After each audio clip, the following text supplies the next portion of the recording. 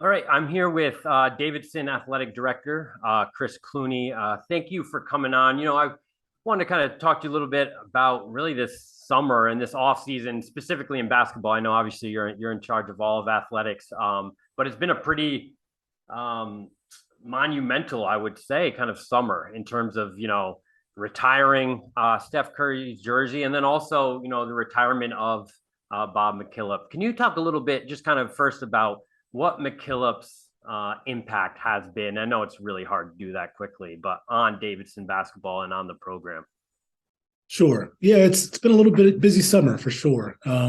Yeah, first with Bob, 33 years and what he's done, what he's meant for not just basketball, not just athletics, but the institution as a whole.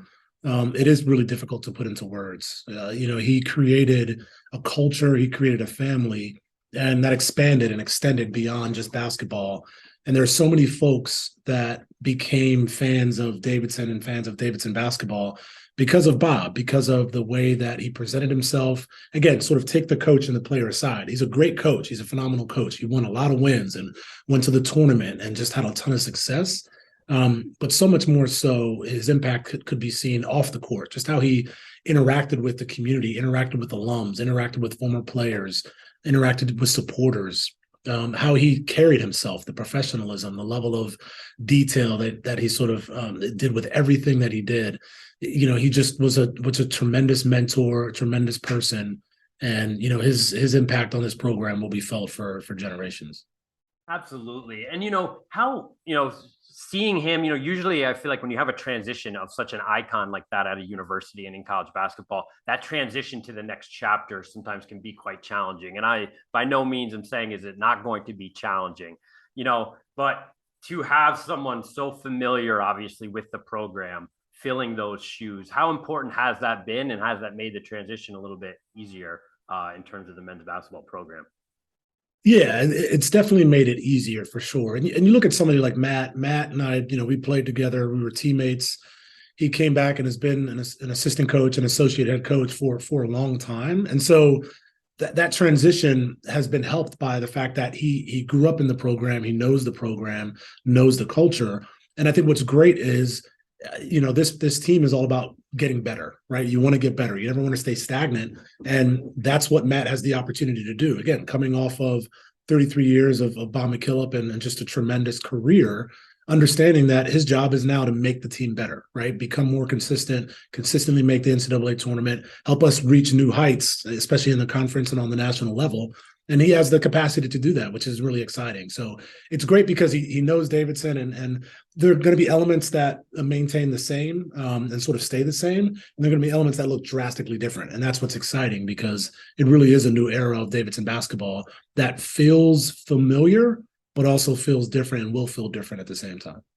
Absolutely. Yeah. And, you had mentioned Davidson just in terms of its prominence on, not just within the Atlantic 10, but on the national scale. Obviously, Coach McKillop had played a huge role in that. Obviously the run that was made during Curry's time and joining the Atlantic 10 conference soon after are things that, I would assume really have helped the Davidson program. Curry in particular, how much has it meant to you and the program and just the school and the community to have him so involved in the school? It's not just, oh, look at that run that was made. He's a legend on the floor, but the fact that he is so involved in the community and continues to give back, can you speak to that a little bit? Yeah, the first thing with Stefan I would say is he is an incredible player and an even better person, right? I tell folks, we don't ask Stefan for anything. We just need him to wake up and be himself every day. And Davidson benefits. Davidson basketball benefits, Davidson college benefits, because he's just so tied to us and he represents us so well. He's just an incredible ambassador because of the way that he carries himself on and off the court, because of the great work that he does in the community.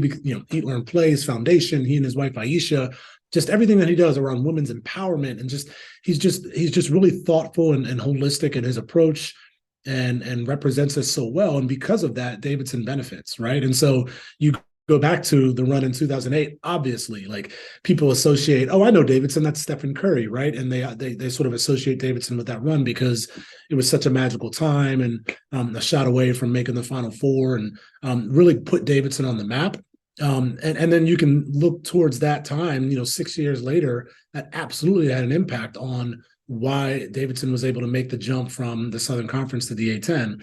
I played in the A10 and it was a great conference, but it was a one league, one bid league, right? Yeah. And we'd have years where we played really, really well, but if you don't win the conference tournament, you're not making it, right? And 2014, 15 was the first perfect example of that. We had a fantastic year. Everybody thought we were going to finish last. We ended up finishing first, regular season champs. Didn't win the A10 championship, but got an at-large bid, right? And so Stephen was a big part of that. Stephen's run and his career and the prominence that he brought to Davidson. And then obviously the jump to the A10, like a big part of that was Stephen. Obviously, combined with just Bob and the fact that he continued to win at a really, really high level. So all those factors converging made the jump to the A10 the right time and the right move. Absolutely. And, obviously as a conference, very fortunate. You look at it now that Davidson is a part of it. You guys and VCU, I think the top two in terms of conference wins since you've arrived, Davidson, which is obviously great to see. Loyola coming in, and I feel like they can hopefully have that same impact as you guys and VCU did as well. Just last question personally. I know you've had quite an incredible path to get to where you are now. I know I was looking at a lot of the work that you did within the NBA, especially with some international scouting and programming, just how much did that process in terms of your work in the NBA help you with what you're doing now? And especially even, again, sticking to basketball since I cover basketball, but how much the international game has, can help not just Davidson necessarily, but just college basketball in the States as well.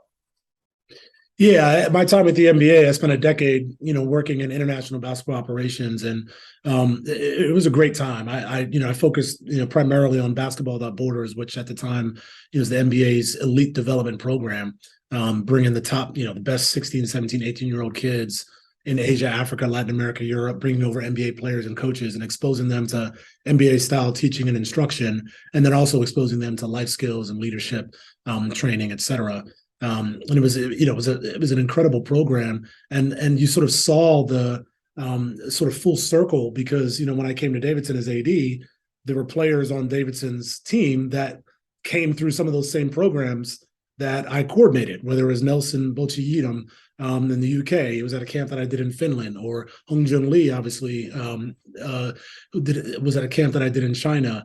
Sam Menenga was at a camp, representing New Zealand at All-Star Weekend, the global camp. And so, and then, you look across the country and you'd see alums from Basketball Without Borders playing in college and playing against us. And right. So you start to see the real, true global impact of the game. And I think just in terms of the work that I did, and I was able to work on All-Star Weekend and Draft Combine, being able to work with different constituents, whether it was NBA players, NBA coaches, agents, government entities, internationally, abroad, whatever it was, you sort of translate that to here, because college athletics, higher education, it's entities, right? It's scholar athletes, it's coaches, it's staff, it's alums, it's supporters, it's faculty, it's all these different constituencies. So being able to sort of work across a wide range of people and a wide range of responsibilities translated really, really well. And I was able to sort of bring that with me from the NBA. And to your last point, just around the importance of international basketball, I mean, I look at Davidson, right? And we have our flags, our international flags at the top of Belk Arena that represent, the men's and women's basketball players who international. And there's a ton of flags, right? And so Bob always coached, brought international players over, did coaching clinics overseas. So we've always had an international presence here. Coach Gail Folks now obviously has a connection to Australia through James, her assistant. And so, the international pipeline is great, and it's great for Davidson. It's great for a number of institutions around the country. And you can start to see the real global influence of the game through the amount of international players that are now coming over to play in college and university and enhance, Division I athletics, not even just Division I, at every level, enhance college basketball. So it's really great to see. Absolutely. That's awesome. Well, thank you so much again. I know it's a busy time. I appreciate it. And like I said, it's been great just seeing what Davidson has done for the conference. And I wish you guys obviously continued success, not just in basketball, but athletics in general. I appreciate the time. Thanks for the opportunity, Nathan.